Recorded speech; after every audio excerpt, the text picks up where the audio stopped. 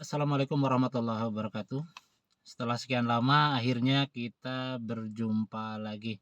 Oke teman-teman, eee, pada kesempatan kali ini saya akan sedikit berbagi tentang bagaimana kita menyikapi keadaan. Ya keadaan memang terus berubah ya, kondisi kita dari hari ke hari, dari minggu ke minggu, bahkan dari tahun ke tahun terus berubah. Banyak sekali perubahan yang terjadi begitu cepat dan terkadang kita, seolah-olah kurang siap untuk menghadapi, perubahan-perubahan tersebut. Apalagi setelah era Covid yang sudah berakhir beberapa waktu lalu, semuanya kemudian berubah.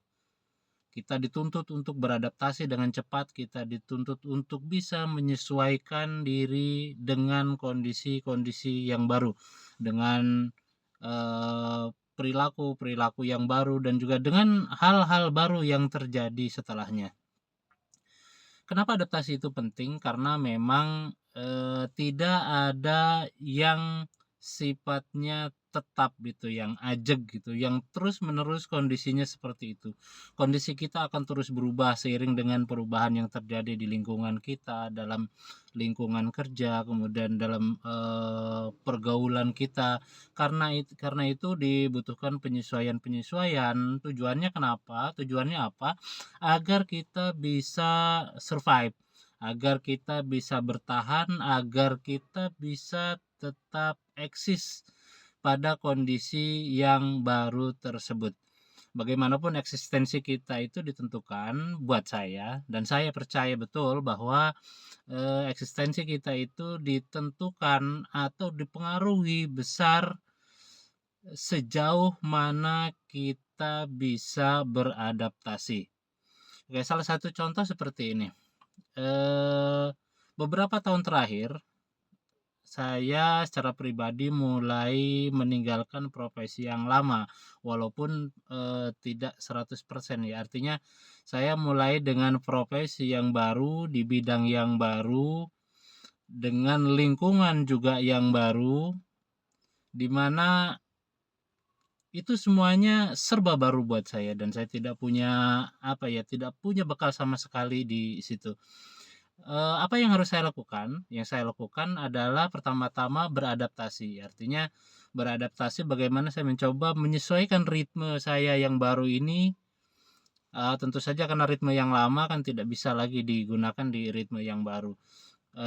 Bagaimana juga, beradaptasi untuk merespon segala sesuatu yang ada kaitannya dengan pekerjaan saya yang baru tersebut. Ya bagaimanapun dulu, saya sebagai jurnalis dan sekarang mencoba profesi baru sebagai lawyer itu kan dua hal yang berbeda, dan itu tentu saja membutuhkan adaptasi-adaptasi yang cukup panjang, tidak bisa dilakukan adaptasi itu dalam waktu ya 1, 2 hari, atau 1 minggu, 2 minggu, bahkan ukuran bulan dan tahun itu terus saja diperlukan adaptasi. Bahkan dengan profesi yang baru ini pun adaptasi diperlukan. Karena apa?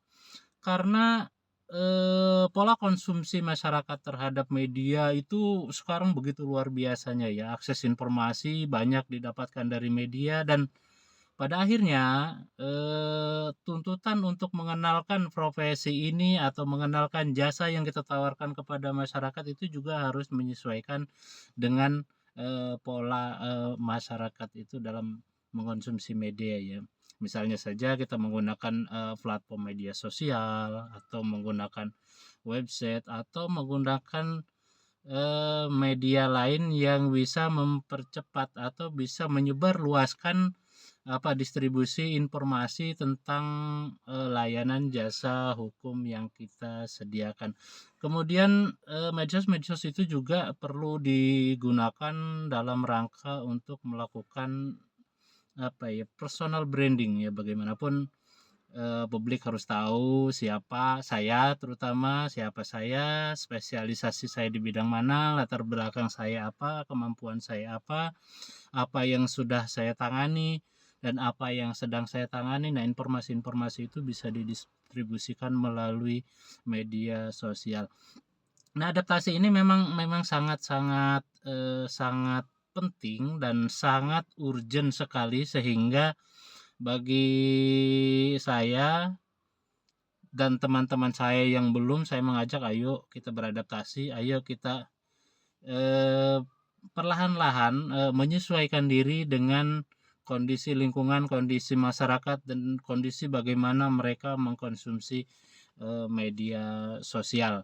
Seperti itu. Saya kira mungkin itu dulu pengantar dari dari saya, karena ini serba instan dan serba mendadak. Bagaimanapun insya Allah setelah ini konten di YouTube ini akan dibuat secara continue gitu, dan dengan tema-tema yang ditentukan agar isinya lebih lebih jelas gitu, lebih terfokus gitu.